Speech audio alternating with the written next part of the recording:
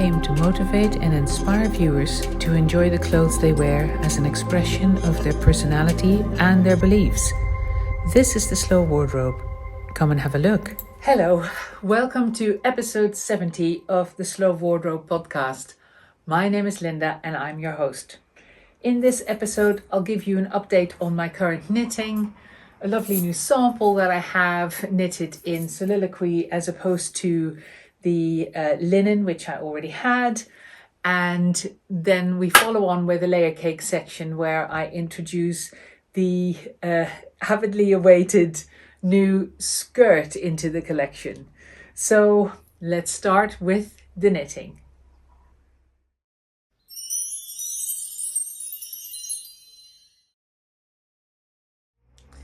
So, knitting.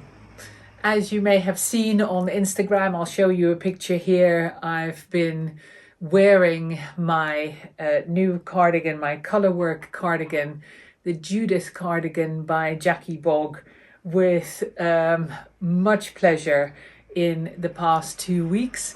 I took it with me on my recent trip to Sweden and Copenhagen, and the weather was just absolutely perfect to wear it as a little jacket. So that was a good success, and I'm really pleased that I've got my own colorwork top to wear now, and hopefully more will follow in the near future because I don't think I'm done with colorwork knitting yet. There was one thing that I noticed, and a bit of feedback in case this ever happens to you. Of course, with the reinforced edges to the inside of the steek, where I ended up using some nice ribbon to hide the cut edges of the steek.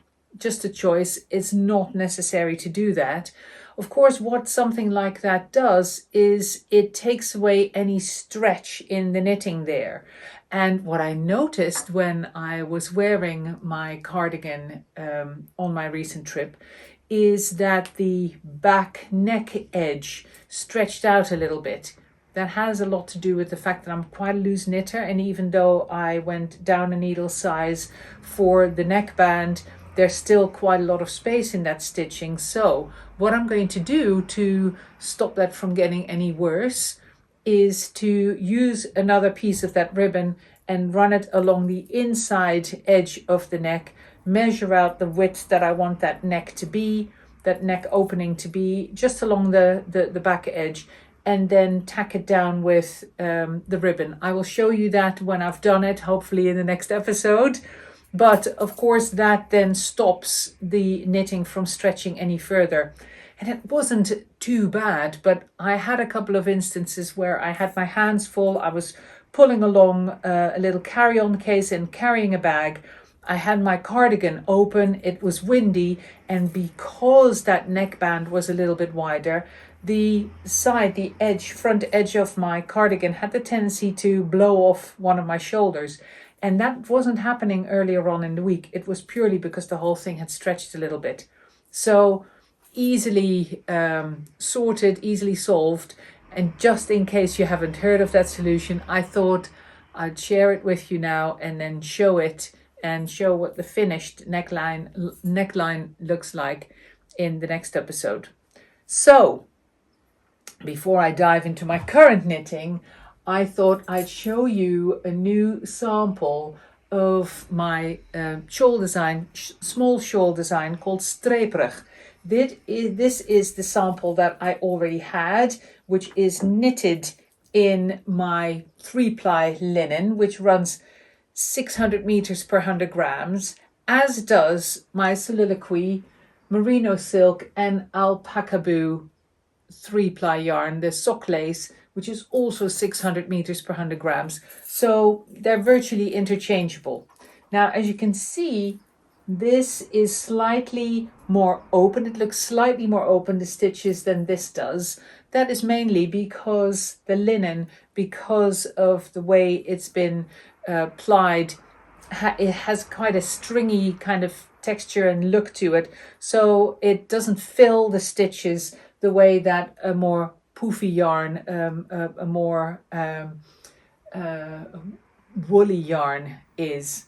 I'm saying that woolly with a little bit of care because the soliloquy yarns are they're a worsted spun yarn rather than a woolen spun yarn, so they're not very poofy.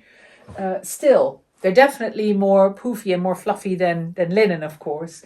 So this sample was knitted by a gorgeous customer of mine who ordered one of the kits and then immediately offered to knit a sample for me. And I thought, well, that would be fantastic because I haven't had a chance, because of course I'm so busy with my own knitting, to knit a sample of the streeprug in soliloquy yarn. And she also found something wrong with the pattern, which I'm still checking with her exactly what that was. So if you've got one of these patterns and you run across an issue, please let me know. I hope you don't hear that car alarm going off in the background. I hope it's, that stopped, hopefully, because the person's gone back to their car. So this is different colorway. It's Glacial Melt. All three of these were dyed by Sharon of Five Moons Yarns, who of course lists her yarns on my website as well. So this is Glacial Melt. The darker color is Orion, and the one in between is Seaweed. It's a brownish green, proper seaweed color. And I think the three colors together just looks so gorgeous. I'm showing them here together with one of the jersey sets, the organic cotton jersey with a little bit of elastan in, that I just very recently introduced at the end of May. Thank you to all of you who've already responded to that introduction with an order. I've been blown away by the uptake and really pleased.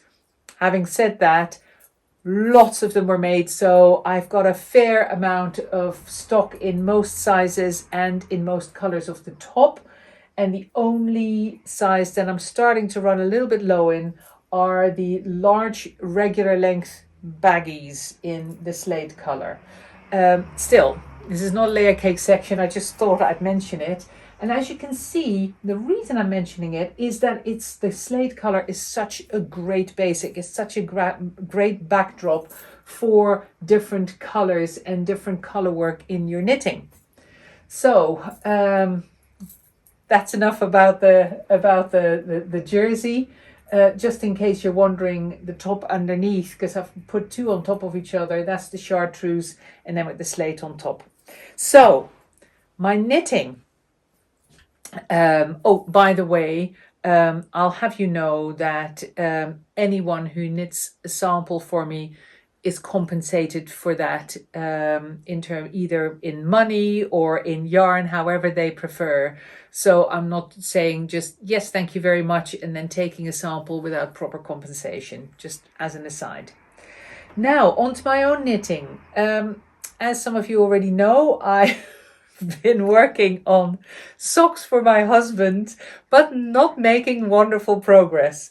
I'll show with a pair that's actually been on the needles since last year, May, when we went on a short break to the Scottish borders, and I cast on this sock on the banks of the River Tweed while my other half was fishing his heart out trying to catch trout. And I'm using for this sock a sock blank that I have shown you before as well. That's what the sock blank is looking like. And then this proper speckled is how the sock knits up. Gorgeous, gorgeous yarn. And just, have only ever touched this while I was knitting while he was fishing, and obviously didn't make much progress because I've cast on new socks. And I've also been knitting on other things while we were fishing. So very naughty. A year on the needles and, 3/4 of sock one done. Then, not very long ago, in between projects that I was working on for myself, I cast on another pair of socks, which I've shown already as well. in this gorgeous, gorgeous Garthenor yarn. As you can see here, I have just turned the heel and I am working through the decreases before I knit the rest of the foot of the sock. Beautiful colors. I put all the names down below, and another half sock. Then I managed to cast on something else yet again. This has not been on the needles very long, less than a month, I would have said. But sock number 3. Another sock blank. This one is from Sharon. You've seen this one before as well. After I got it, I showed it to you, but I don't think I've shown any of it knitted up yet. So that's what the sock blank looks like. And then what I've started doing is I'm knitting it held together with a plain Regia black 4-ply. And the resulting sock is knitted a bit like one of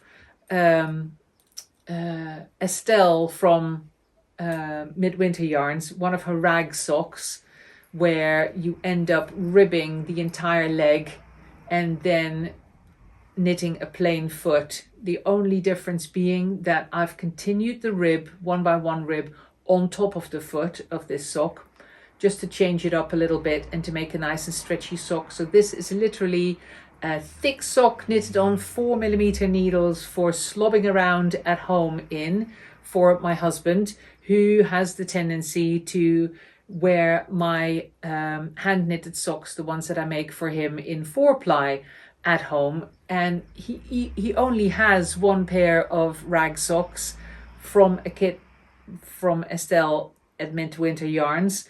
And I thought this will change it up and give him a second pair of rag socks, effectively nice and bulky socks to wear at home. Now this was knitted, and I'm more than halfway through the foot in only 2 fishing sessions, if you like. This is literally 3 or 4 hours of knitting. They go really, really quickly, these socks, because on 4mm needles and with 48 stitches in the round, you make quick progress. So if you've never tried a sock before, or you tend to get stuck after knitting one sock and losing interest, have a go with thicker socks, and you might find that you have enough puff to keep going because they knit up so quickly. So that's sock number 3. 3 half pairs. Not very good, isn't it? And then the reason I'm not making any progress on these is because I started yet another project for myself. You may remember that I knitted last year the pressed flowers shawl, this one, which the main color, the mustard color, is a color in Le Petit Lambswool by Biche et Buche. Same yarn that I'm wearing in this jumper. As you know, I can't sing the praises of this yarn enough. It's just perfect for me. So that's the main color, and the bright pink is my linen 3-ply. Now, what you get, because this is modular knit, is it called mosaic knitting, not modular knitting, mosaic knitting, is that the places where the pink is not dominant, it is caught in between garter stitches of the main color. And as a result, both on the front as well as the back, the pink ends up getting carried and doesn't feature very dominantly. And that really stuck with me because the overall feel of this is much closer to the Petit Lambswool yarn and the way that feels when it's knitted up than it does to the linen when that is knitted up. So I thought, hey, hang on a minute. If I combine the linen with an even softer yarn and do a mosaic knitting project like this, then the resulting fabric will end up really soft, even though it will have extra body from the linen, because of course the linen has this kind of sturdiness to it. So a while ago, quite a while ago, I bought one of the hanks of 150 grams in a hank of cashmere, 100% cashmere, one of the lovely, beautiful art yarns that I bought from Millie at Tribe Yarns. And look at these colors. My gosh, I got proper reflective pink and yellow and orange in this beautiful mixed skein. 150 grams, which I think is around 600 meters.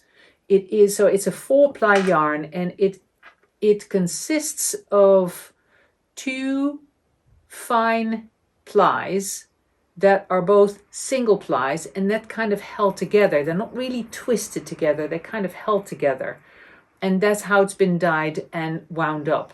So you've got these 2 thin yarns both together, and they have the same, they're dyed in the same color throughout, so it's not, there's no barber poling or anything like that. And I wanted to blend that or mix that with another high contrast like I did here.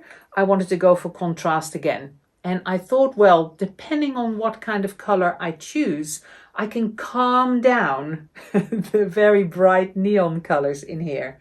So I went for the super dark blue that I'm still completely smitten with, as you can see, that is in here as well, and that is in the magpie stripe. So this dark magpie blue I've gone for as the little flowers. So I'm trying to move my stitches so that I can at least show you one side of the knitting that I've completed so far. So 1/2 of the triangle without it being completely scrunched up, because of course this point is the top middle, and then I've got a triangle going down. So that's 1/2 of my triangle so far, and you can see what this yarn does, what the cashmere does as it gets knitted in terms of color. It's very exciting, the different colors coming out. And the reason that my ball looks completely different from what I'm knitting at the moment is because I wound a center pull ball with the help of my thumb. So I end up taking my ring off so it doesn't get caught, but you literally use your thumb as a nos to pin it.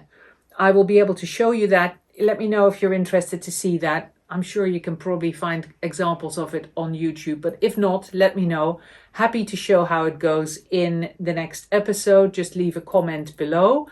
But it ends up resulting in a center pull ball, and that's why the outside of the ball looks different from what's coming from within, because of course I'm working it the other way around. So there's very nice kind of mustardy yellow coming out of the ball at the moment, and you can see that coming through in the knitting here at the bottom. It's like these pinkish oranges going into almost raspberry, and now we're going into this almost neon yellow. I love it. So I will keep you informed on how I go with this one, but it's a very enticing knit when you have it on the sofa right next to the socks. It's very difficult to grab a sock instead of going, oh, go on, I can knit a couple more flowers tonight, and see my new colors emerge, because of course with the center pull ball you don't actually know what's coming next. It's all hidden, it's coming from the center. And because I wound this in the airport and on the plane to Sweden a week and a half ago or 2 weeks ago, I don't actually remember the sequence of the colors, of course. So it's very, very, very much fun. It's like a magic ball winding it like this. So, and the other thing is that in the middle where I started my knitting, you can already, it's probably not very easy to see on screen, but it already looks a lot more fuzzy than it does here with the yarn that I've just knitted. So this yarn fuzzes up because of course it is such a loose spin, with these two singles held next to each other, so it fuzzes up very easily, and the sturdiness, of course, of the linen will help as well with a little bit of abrasion, not in a negative way, but in a positive way, because I realized, and what actually stopped me from knitting with this yarn in the first place, that if I have these super light, super thin, and very loosely spun softest of softest yarns, then I should either knit it in a relatively open knit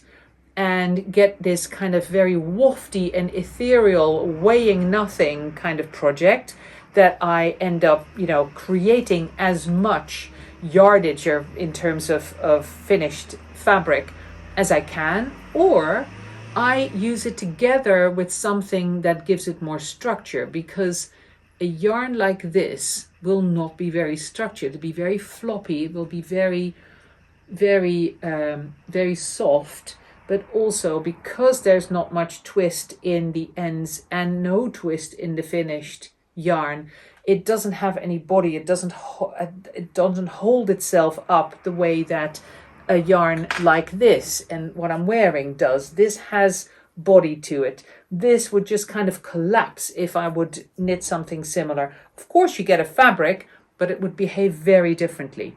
So I thought it would be such a shame if I knit a little shawl or something, and when wearing it, it just always looks like a bit of a rag because it kind of collapses on itself because of that structure. So I thought, well, if I use it like this in another pressed flower shawl, which I so enjoyed knitting when I did it the first time. The mosaic knitting is extremely stress reducing, I would say. It's very relaxing because they're very monotonous movements because you're slipping half your stitches a lot of the time, and I love that movement. I love the repetition of the movement.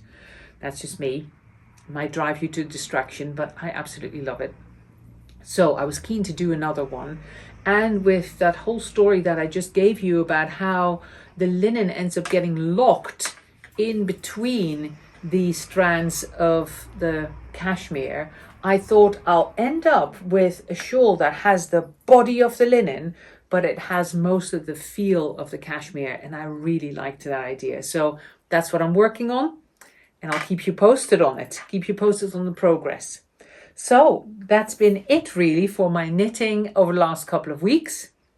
I started this as soon as I finished winding the ball when I was in Sweden. And as you can see, not a lot of visible progress because of slipping so many stitches. So you don't go very fast.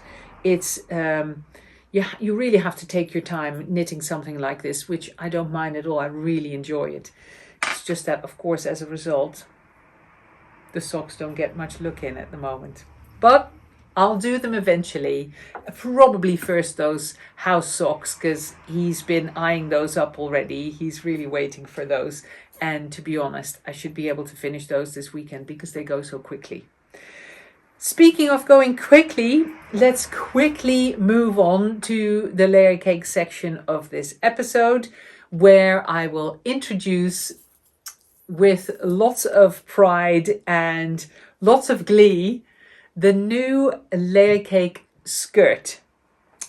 And before I jump in, it's on pre-order from the moment you see this, the moment this episode airs on Friday, the 3rd of June, and it'll be on pre-order for 2 weeks then. So pre-orders until the middle of June, and then delivery scheduled for the second half of June. Have a look and see what you think. As always,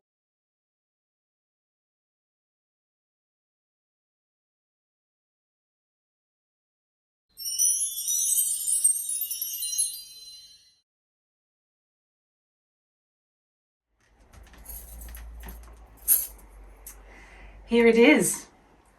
I know some of you have been patiently or impatiently waiting for this skirt, and we're ready to face the world we've made the changes that I wanted to make and that we deemed necessary to make it look good on many bodies.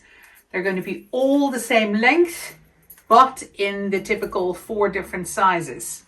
Now, there's a little bit of a story with this sizing because there is a little bit of movement because this is a wrap skirt. That means that it is an open skirt and it opens at the back. It folds over at the back. And if you are wearing the size that is best for you, then these panels overlap the entire width of the skirt. So they go side seam to side seam. As you can see, that is not the case here. My panel here ends there and the other one ends there. So it's not a complete half a skirt overlap. That is because I'm wearing this size 1. And every size comes with a recommended spread of waist measurements. And if you are wearing a size that is smaller than the waist measurement of the bracket that your waist measurement falls in, then of course you've got a little bit less overlap in the back. That means as well that there's lots of room for movement in terms of gaining or losing weight. The limit though is if you get to a point that your waist is smaller than the smallest bracket of your particular size. I'll show those brackets here. So for example, a size 1 goes from a 32 to a 36 inch waist, size 12 to 16 UK. Now, if your waist goes below the 32 inch, that means that you would end up having more of an overlap of half a skirt in the back.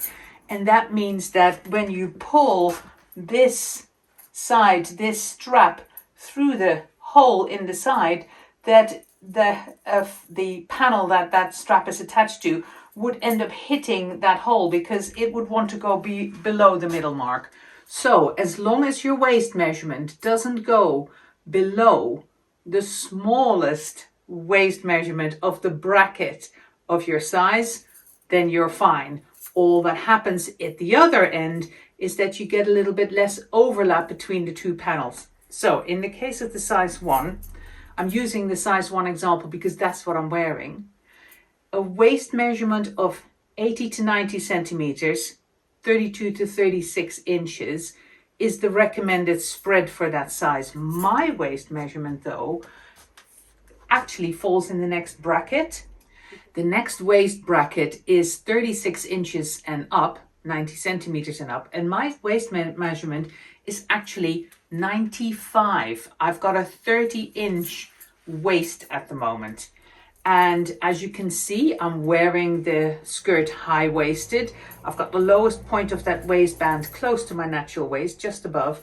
And I'm actually wearing it around my rib cage.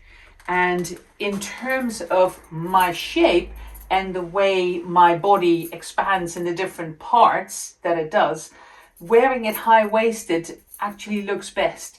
It emphasizes more of a shape to my body rather than just going straight up and down. As you can see, I've actually, for this occasion, for once, wearing a proper bra, so my boobs aren't kind of half hanging on the top of the skirt, which tends to happen with the bralettes because, of course, they don't give as much support, which on a day-to-day basis I'm fine with because I don't wear a lot of fitted clothes. But with an outfit like this, even though it's very comfortable and easy to move in, I would like a little bit more shaping. So I've gone for the bra. It's a size 1 top, the organic cotton stretchy top, the Love Top, the size 1, and I'm wearing the long, large, stretchy grey bottoms with it. Now, in reality, would I wear a skirt with trousers combined like this? Yep, I would. I really like that look. And I'm just showing it here because, of course, these are the sets that I've just introduced. Thank you to all of you who've already ordered. And I wanted to show them in a little bit more of a lineup of different layer cake outfits combined with the skirt, of course. So back to the story of the sizing. This panel is really strong and heavy, and it's got all the pleats sewn into it, and of course the pockets. So it's a little bit like an obi belt. It's like having a strong, firm, wide belt around your waist. And of course, if your body allows and supports it and it looks good, then you can wear this waistband a lot lower. You can really play around with that. If I would wear this around my hips, for example, it would be like a bucket. It doesn't look good because I've got too much hip and too much tummy in relation to the rest of my shape, and all this kind of shaping would go. But that may be different for different bodies. So the idea is that you can play around with this, and that's also the reason that we haven't made it super, super long, so that if you wear it a lot lower, you can. And it's all straight at the bottom. So the other thing is that if it ends up being far too long for you, it can be made shorter very easily. So back to once more to the sizing. So strictly speaking, I should be, for my waist size, I should be wearing a size 2. And that is because I'm a typical pear shape. Around the bust and the shoulder area, I'm a size 1. But around my waist and my hips and my bum, I'm more of a size 2.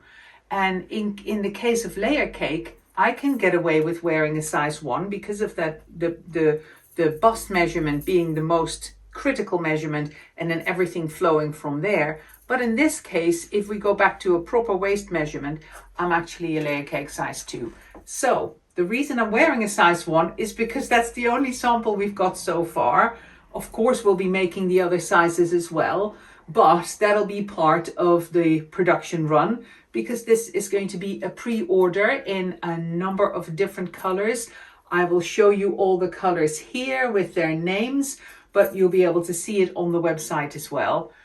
In future episodes, of course, I'll be showing more of these, but I figured that making one in the white color would show off its shape best, as well as the whole story with where the pockets are and how it ends up sitting kind of wrapped around you. I will show the putting it on and taking it off as well in a minute. But first, let's show some more outfits. I'll start by taking off the trousers and showing you the skirt without the trousers, so you see it as an actual proper skirt. And I might as well change the color of the top as well. Here we go. What a change, huh? Here it is worn as a proper summer skirt, nice and twirly, of course, and worn with a linen love top, matchy, both white, so it actually looks like a dress. And as you can see, the linen is the summer weight, same as the love top and the shirt. Actually, I'll put the shirt on with this as well in a minute to show you what that is like, the shirt worn together with the skirt. So that means that you can see it a little bit. It's not completely opaque. There is a slight transparency, but only very slight in some of the places. So of course you can avoid seeing anything if you're bothered by that by wearing a slip underneath or a longer top, for example. But as white linen goes, it's not bad at all. So let me show you the shirt instead of the love top. Slightly more substantial, of course, and slightly less summery, but no less effective. Here we go. The shirt. You see what I mean in terms of proportions and shaping, because what I'm wearing on top is more substantial. That puts the proportions and the between my top and my bottom in a better ratio, and that puts more emphasis on my waist. So the more kind of substantial I make the top and bottom in terms of how they attract visually the attention of the eye, the smaller my waist looks. And this is a 30-inch waist, 38-inch waist. So it's not exactly a small waist at all, but it looks in proportion with everything else. I hope this is all making sense. It's all to trying to explain to you that you don't have to have a tiny waist to create an hourglass type silhouette. It's all depending on where and how you put the emphasis and how you build the rest of the shape around it. So hopefully I'm doing a decent job explaining it. Please tell me if I'm not, and I'll try again in the future if you haven't lost patience with me by then. Anyway, so the other thing, of course, that this does is that the shirt is a lot longer. So in the back, underneath the skirt, it comes all the way down to here. So all of a sudden, it doesn't really matter what kind of underwear, what color underwear I'm wearing. It's all covered by the shirt. So that's what I meant with a longer top. You're not necessarily stuck with having to wear a slip when you wear a white skirt like this. So that's the shirt. And now, of course, we can start adding other bits and pieces to dress it up. I'll show you one example of wearing a smock over the top of this outfit to create more of a spring or autumn look. Here is a black gingham smock over the top of the skirt. Smock size 1, shirt size 1, skirt size 1. And as you can see, the points of the smock are just about the same length as the skirt the way I'm wearing it. But of course, if I would wear the skirt a little bit lower down, then the skirt would protrude beyond the points of the smock. So that's not a hard and fast rule. That's just how it ends up on me, the way I'm wearing this set at the moment. So I'm going to keep changing and show you some more of the different tops and also what it looks like when you're wearing a top over the top of the skirt, because of course that creates a more relaxed look because it doesn't put the emphasis on the waist. I'll show you. Sweet pea love top in size 1 with the skirt. Worn over the top, just loose and very easy breezy and summery. Easy look. I'll show you a couple of different colors, maybe with some of the stretchy love tops as well. And I'll play with some more garments over the top as well. Stepping it up a little bit in terms of color, making it slightly brighter with the nice and fresh chartreuse stretchy love top. Also, again, in a size 1. And you can see with that back coming down a little bit longer how elegant that makes the whole outfit look. And now I'll add an, again, lighter color smock to bring the white back at the top without losing the chartreuse completely. So here it is with the white smock. Remember the summer smocks and tabards from last year? They're back. They're still available this year as well. So if you like this combination, then it's available for you to order. As you can see, the chartreuse top, I've tucked it inside the skirt, because if I leave it outside the skirt, again with my shape, then it's just hanging, the bottom of the front is just hanging against the smock, and then that just emphasizes the difference in colors and that slight translucency that I was talking about. And of course, when I tuck it in, then there's more looseness of the white linen here just below the bust. So then you don't emphasize those lines of the different colors underneath as much. So inside, in my case, looks better. And that may be different for you. Again, play with that to see what works best. I'll change the color of the smock. Keep going with different colors. So here is a tabard in a dark teal. Size 1, and I've gone for a dark color on purpose because although the skirt is available in darker colors as well, I wanted to show you that with such a light color as a white skirt, you're not stuck with always wearing it with only light colors and white. This is a very good example of changing it up and wearing darker colors, and you can then bring the light color back with an accessory. These are some scarves that we made years ago and that I've never for reasons that aren't very clear really. I've never really offered them for sale, so I'll put them on the website now. They come in 2 colors.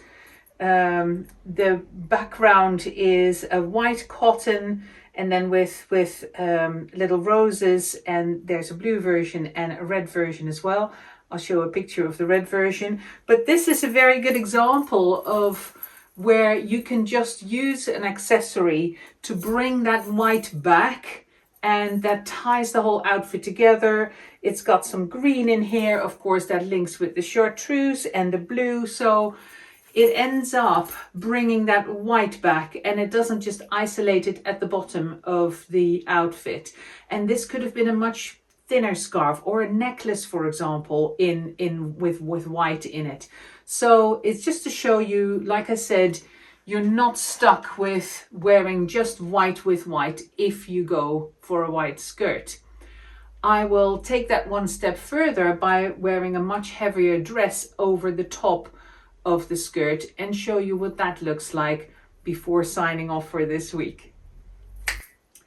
So here is a love dress in the petite length.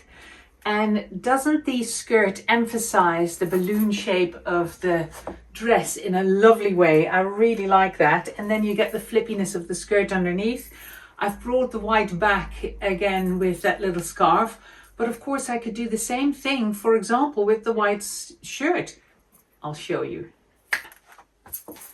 So here it is, white shirt, white skirt, and a love dress in the petite length. So I hope you like the white skirt. Oh, I just remembered I was going to show you how I put it on. Right, let me get back into my original outfit and then I'll put on the skirt so you can see how I go about it. Okay, back in the original outfit, my slate cotton jersey baggies and my slate cotton jersey top. Perfect cocooning outfit for at home, but also a good base to show you how I put on the skirt.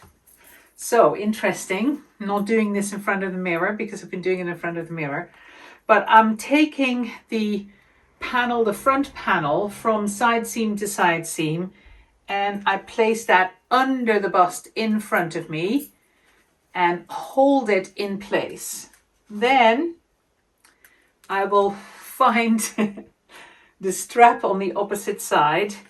So I'll bring this back behind my back, and then going through the hole in the side seam with my right finger, I bring the strap around to that hole and pull it through, trying to keep it all nice and neat and straight, as you can see. So now I can tighten the strap around me, check that I've got it straight still, because like I said, I can't see it in the mirror at the moment. So I'm straight here.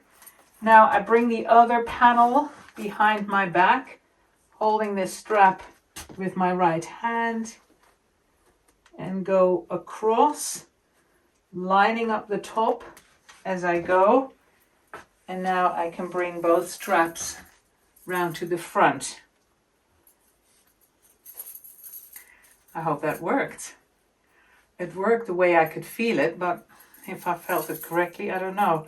Now, of course, you can make a bow out of this. I've just been going like that. Kind of like that look, a half bow. But you can also tighten it and just put a double knot in it, and then, you know, check that it's all hanging correctly without a mirror. So I'm going by feel. Pockets are in the right place. Top ends up kind of gathering nicely, even without seeing it. Yeah, this works. And here we are, skirt on, worn with a cocoon set. I think that's a great look together. And of course, the bottom and the top don't have to be exactly the same color. And of course, you can play with the color of the skirt. It's just that this is the first one we made because I can show you the shaping and the pleats so clearly on film, which would not have been the case with one of the darker colors. I hope you enjoyed it. I hope you love the skirt. Any information on sizing and length, etc., you can find on the website. If you're not sure, then drop me a line or give me a call and I'm happy to help. I'll see you again soon.